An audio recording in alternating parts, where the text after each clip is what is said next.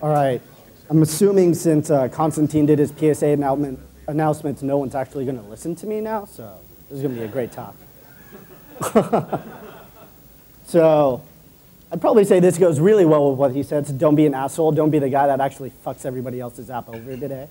But if you needed an example of what an asshole is and what one isn't, this is probably the best example I could think of. But no, to be fair, both these guys are actually really great people. So I'm Danish Kahn.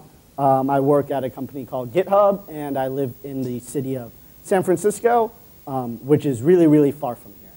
And that's pretty much about it. So today I'm going to talk to you about our community, things I think, go a little bit of history, what I think we've done really well, talk about some things that I think we haven't done really well, use some examples from other communities that I think we can learn from, and then kind of talk to you about some solutions that I think would be really useful. So to get started, as we all know, probably a lot of people in this room got into the Ruby community through Rails. I know that's how I came here, watched that DHH video, and I thought it was like the most amazing thing I've ever seen. And then kind of started from there. I did Java and PHP before. After looking at Rails, I realized what I was doing to myself was really bad and I should stop and actually enjoy my life a little bit better. And then if you've noticed recently, there's a lot of companies like Salesforce, Digital Garage, a lot of what some people would consider enterprise companies actually starting to adopt Ruby a lot more and really putting their weight behind this language. And I feel like it's kind of growing our community to the next level, which is a good thing. But I feel like the issue that we've kind of faced recently is that these people really don't know what's going on. The nice thing about our community is that we have really good material to teach people. I'm sure a lot of you have heard of like Rails for Zombies, Why the Lucky Stiff had made a lot of things when he was around, like Hackety Hack and the Wise Poignant Guide to Ruby and all that crazy stuff that he wrote. And it's really helped us a lot in terms of, if people really want to learn Ruby, there's a lot of stuff out there for them to do it on their own. They don't really need to necessarily have to go buy books or talk to people or anything like that. And when Ruby came out, if you go to the Ruby Lang website, on the TIOB rankings, it was actually ranked number 9. So it was moving up rather steadily. But recently, what I've noticed is that it's kind of going down. And it started to make me a little curious to wonder why this was happening. Were other programming languages doing better than us? Or why is it that all of a sudden we had this spike and then now it's kind of going down? I feel like there's some reasons to that. And I feel like it's kind of more based on our community rather than the language not being, great for other people. One of the things that I feel like that's kind of been a problem, that's really a big mantra of our community is that, the whole idea of Mats is nice and so we are nice. That's something that we should adopt, but I feel like we don't really do that. There's a lot of great examples that I could have put in my talk, and probably my entire talk could have been that, but I found a few good ones that I think were really good. I don't know if you guys knew this. This happened a few months ago. Basically, someone had a problem with the devise gem that Josie created. And rather than maybe sending a pull request or creating an issue, talking about what the problems were, he was just like, hey, your shit sucks. Can I just throw some money at you? And can you fix it for me?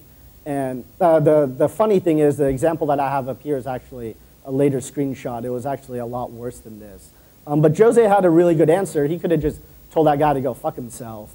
But instead of that, he had a rather eloquent answer, which was, be polite, respectful, and kind to one another. That's really what the open source community and what the Ruby community should really be about. That's kind of the way we should interact with one another. The idea of just like, hey, let me throw some money at you or let me bitch at you about this until you do it. That's not really going to help anybody.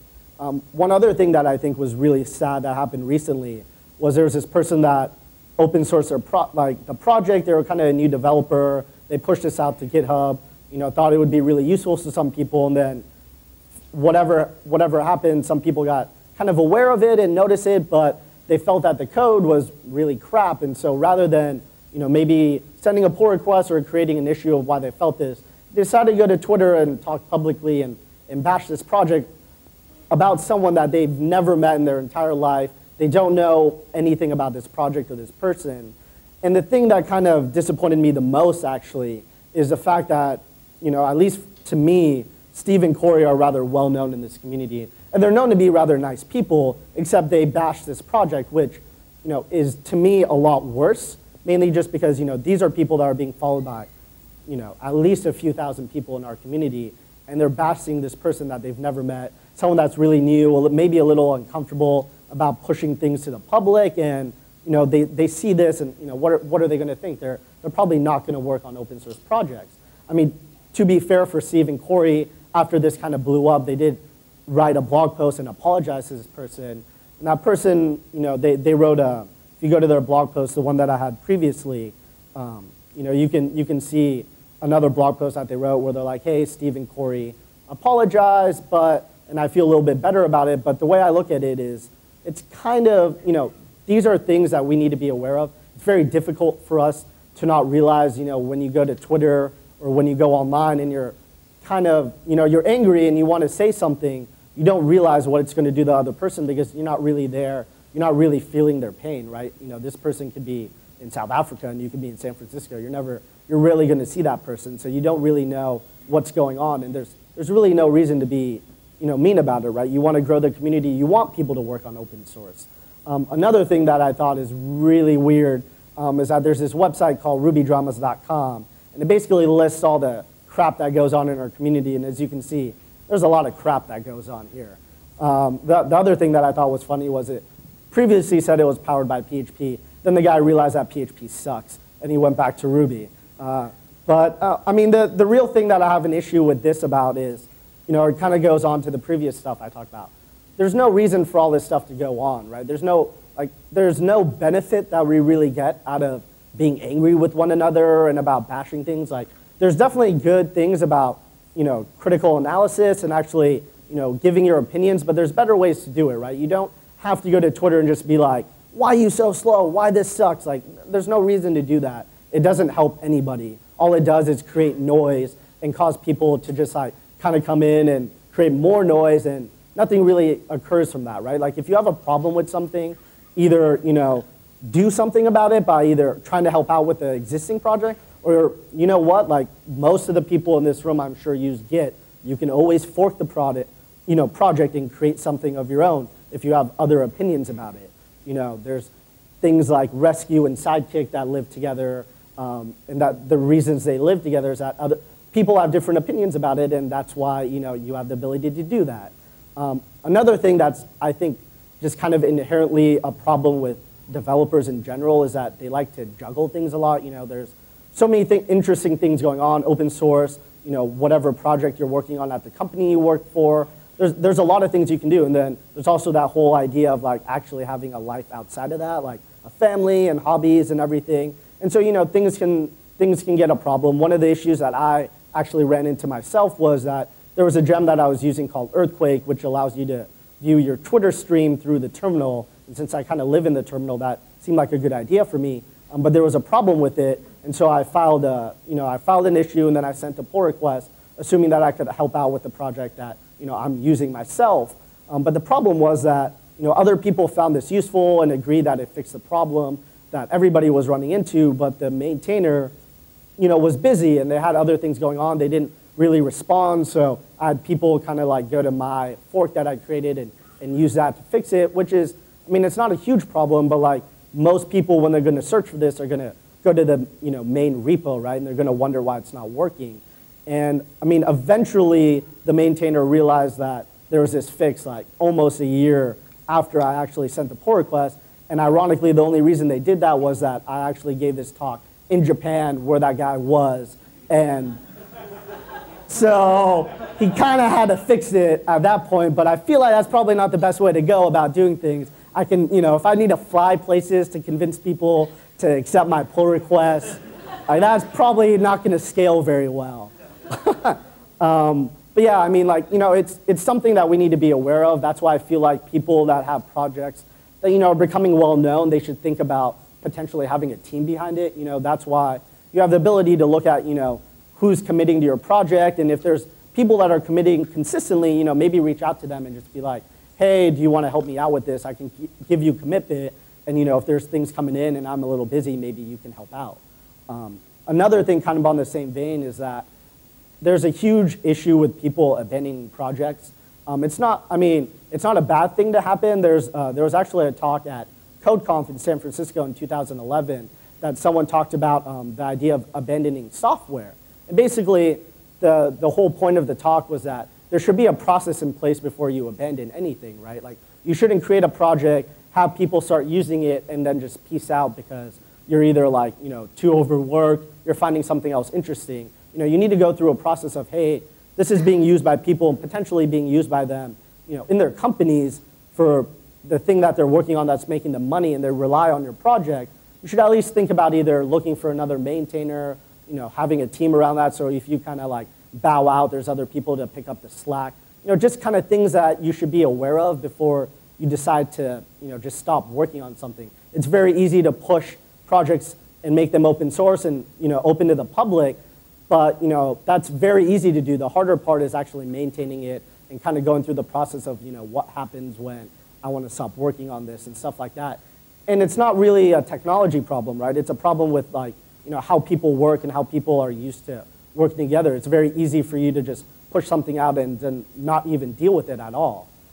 So I feel like there's a lot of other communities that we can learn from that have adopted, mentalities and stuff that I think we can kind of at least use ourselves.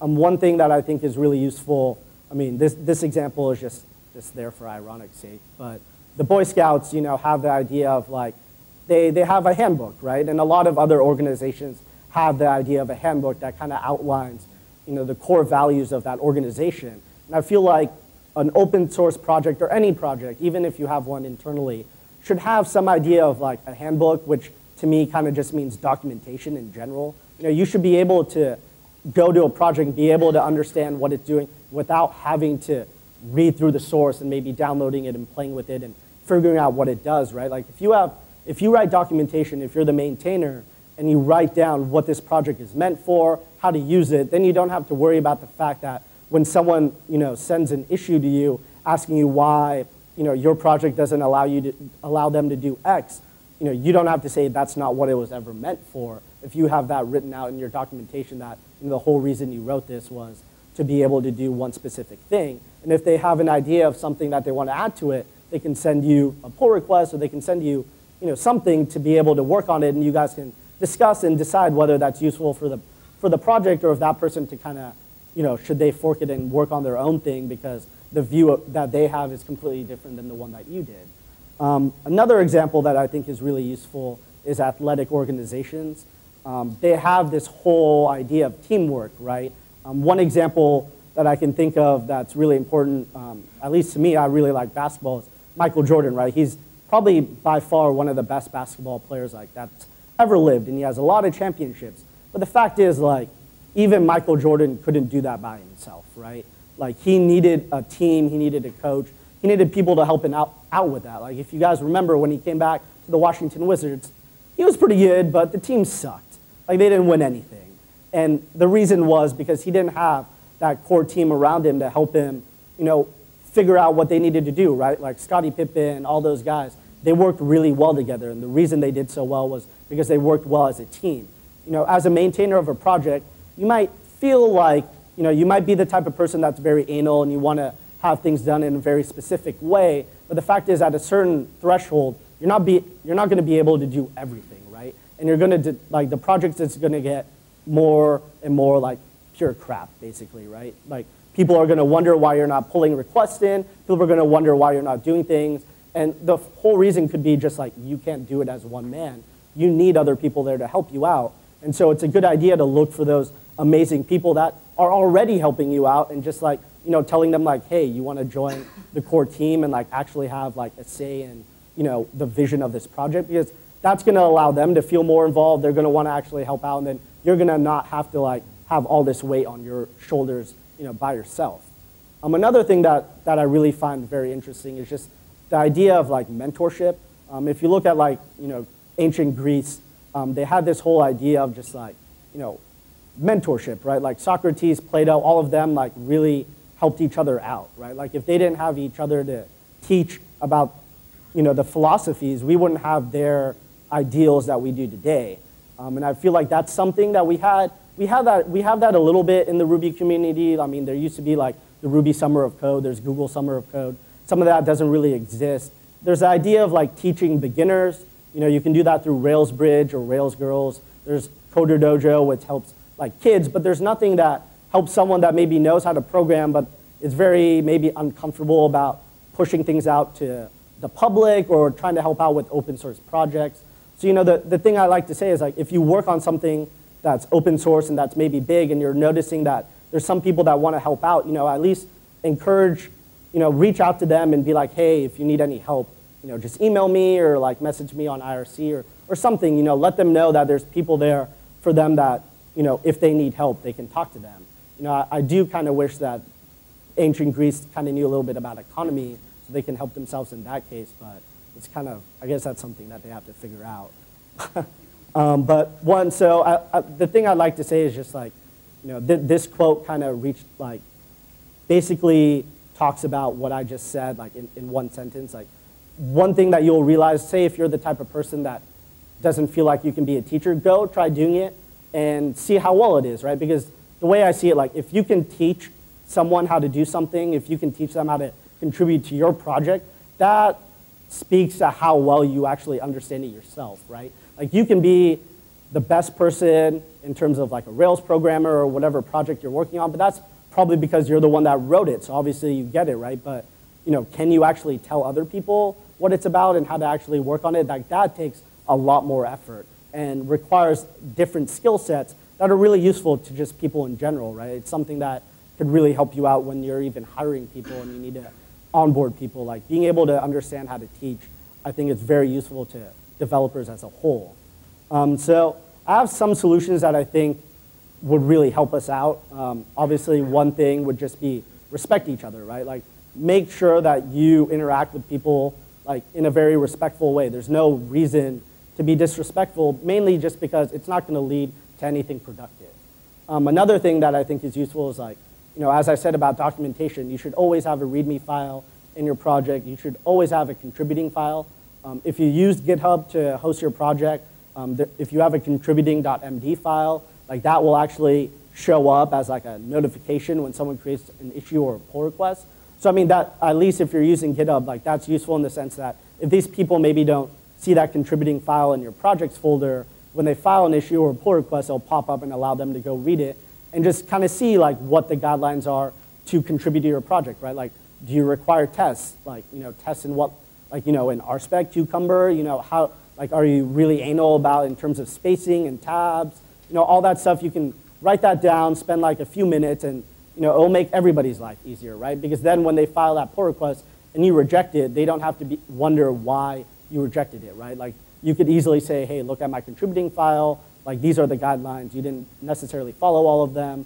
Go back, fix your pull request and send a new one. And no one has to kind of feel like weird about it, right? Like the contributor doesn't have to wonder what the hell happened, and you don't have to keep going around having to explain people why you keep rejecting, their contributions that they want to make to your project. Obviously, as a whole, this is talking about good documentation, right? Having good examples is a good idea. Things that you can do, like there's a lot of things that you can use, right? Like there's GitHub Pages, there's Yar, there's RDoc, there's all these things that allow you to create documentation. There's really no reason for you not to do it, right? The only reason there is that you're just a fucking lazy person and you don't want to deal with that. And that's not really going to help anybody out, right? Like these projects are out there because they want to help you write good documentation as easy as possible, right? Like one thing that we use internally is ComDoc. The reason we do that is because we put the documentation in the code base and it just makes more sense for us because that's just how everybody works. Now given that's not how everybody needs to work, right? That's why there's all these other projects out there. So figure out the one that works best for you, and if you have a team that's working on a project, your team, and use that, right? Spend some time to do it because it's just going to make everybody's life easier. And as I said before, right, look for other maintainers. Don't try to be that guy that can do everything by yourself because it's just not going to work out, right? If you have a small project, it might be easy for you to do, but the minute you start getting a few hundred people like using your project, few people, like 100 people forking it, and and start sending pull requests and issues and stuff like that, it's just going to get overwhelming. And even if you're like the type of person that's just like very anal and needs to like be able to view everything that's going on, like it's just going to be really difficult. Like if that's not something you face now, trust me, like if you ever have a project that gets to that level, you'll face it, and you're just going to want to like shoot yourself or go crawl up in a corner and cry because it's just really going to suck. So I mean, look, there's things, at least if you're using GitHub, there's a contributor section. Go there, look to see who's like contributing to your project the most, and just reach out to them, right?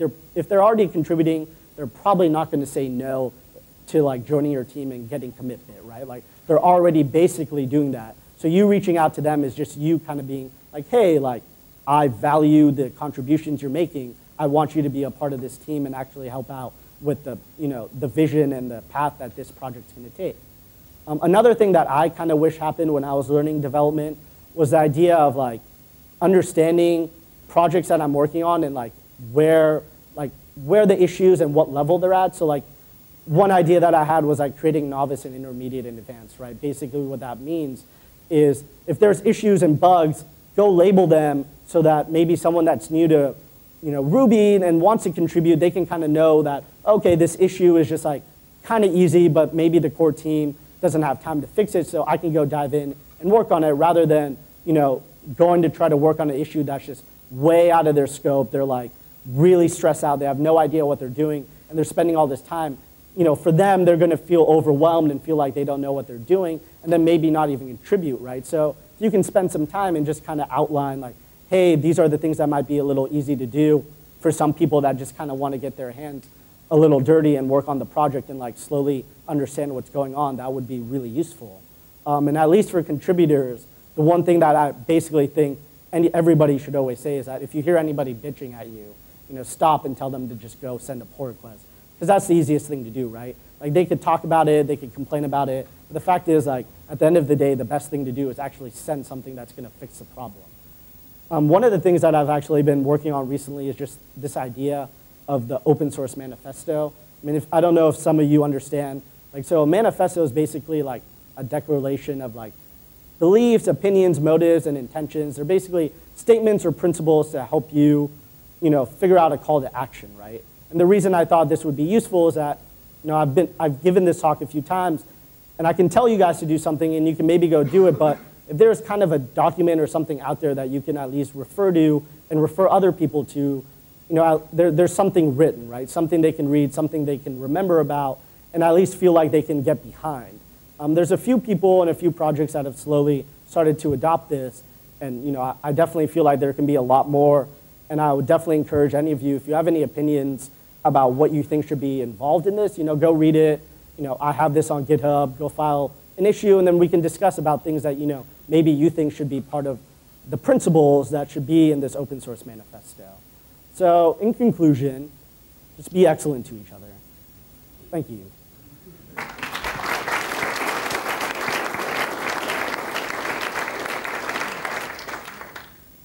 Any questions?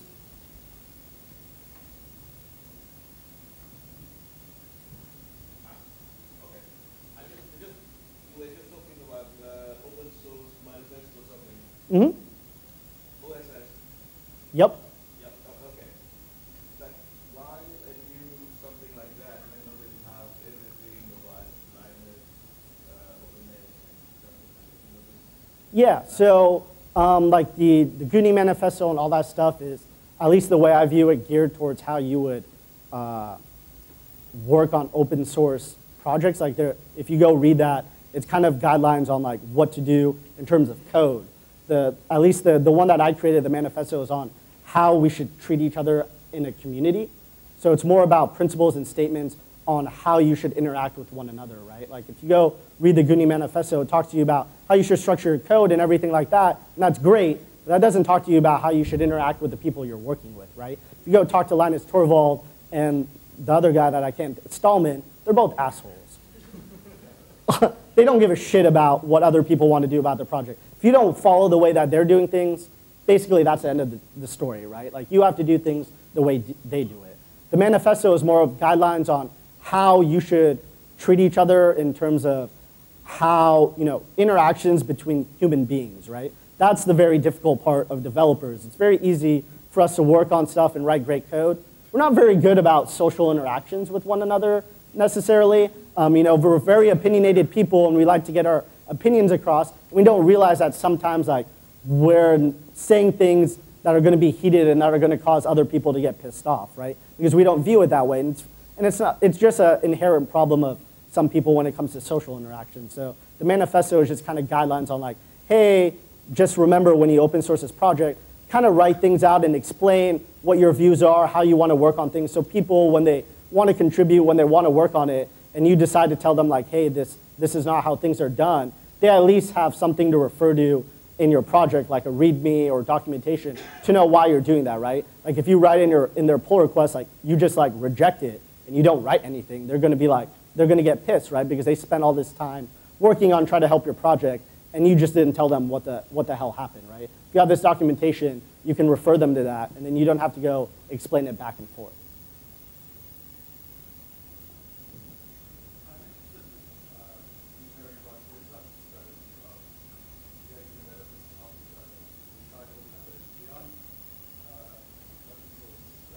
So like how we do it internally in terms of, oh yeah. Yeah, so we don't have mentorship programs internally. I mean, the way we encourage people to work on stuff. So at least in terms of if you want to work on a project, like we have the things that I talked about, right? There's always a README. There's at least someone working on some good documentation. Initially, when a new project is released, it's probably pretty just like bare bones, right? Like someone worked on it and they pushed it out. They wanted to see if someone finds it interesting, and once like maybe one or two people get involved, like then they'll start writing a README, then they'll start writing documentation. Things that we do to make, like basically we do a lot of things to make things easier. So we have this idea of like a bootstrapping script for every project that we have. So like if I want to work on github.com, if I want to work on any internal project, basically I download it, I'll download github.com to my laptop, and then there's this bootstrap script that you run, right? You do basically like bootstrap setup, and that downloads everything that you need for your project for github.com to run locally on your machine. So that kind of takes out this huge barrier for someone to have to like learn about how to set up their local machine. So once that's done, then we have, we in our wikis, people like Tomeko and all those people that have worked on github.com for a long time have the guidelines of how you need to contribute to github.com. Things like, so the way we actually work internally the same way we would with open source projects. So if you're not on the .com team, if you're not someone that works on it basically every day, but you want to contribute back, you would fork the .com repo into your personal account, work on it, and then send a pull request, just like you would with an open source project. And then the people that work on it will look, make sure you follow the guidelines. If you don't, they'll explain to you why and tell you like, hey, we need you to like kind of do things this way. This is how the flow for .com works. And then you'll go back and you'll fix it, and then you'll send a pull request. And in terms of like teaching people, we have a lot of people that are very adamant about just like teaching. So I wouldn't say there's definitely no idea of a mentorship program. But if you want to get onto learn about systems, if you want to learn about like, you want to get better as a designer and stuff like that, there are tons of people in the company that if you approach them and just tell them like things that you want to learn, like they'll help you out, right? So I mean, it's not really like a program, but there's no one in the company that if you go talk to is going to be like, I'm too busy to teach you how to do something. Yeah. Any other questions? Yeah, concerning you mentioned internal growth. Mm-hmm. That happened in 2010. Actually, it's hard. I can't recommend that if you're a student or a student. And this is happening again this year. They're organizing that. Oh, awesome. That's good to hear. Yeah, I would definitely recommend anybody to do that. I know, like Constantine did that. I think Vicent, who is currently locked in our apartment because both Jesse and I have the keys, I think he did at least Google Summer of Code. That's where he did libgit 2 and stuff. So, I mean, there's a lot of ways that you can learn things. And I know, like, if you guys ever meet Jose Valim, he actually did the same thing. That's how he became so prominent in Rails. Yehuda Katz was his mentor, brought him up to speed with like Rails development, and now he's just like, he's crazy. He works on basically everything. Any other questions? Awesome, yeah, if you guys want to talk to me later, I'll be around, so thank you.